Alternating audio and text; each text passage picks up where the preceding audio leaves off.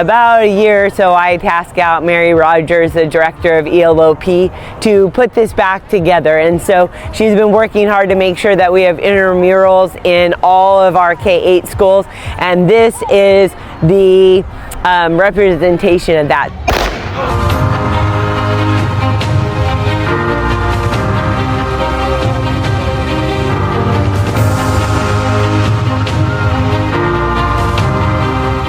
Pretty fun over here. Competing for me, it's really fun and it's a very good experience. It was amazing.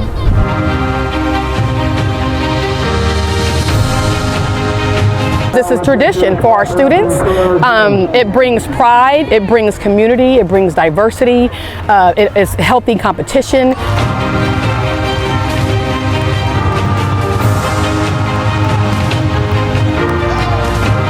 Knowing what pivotal point it played in my life, I was like, wow, to have an opportunity to come back to my city to be a part of bringing something back, I could not say no to that.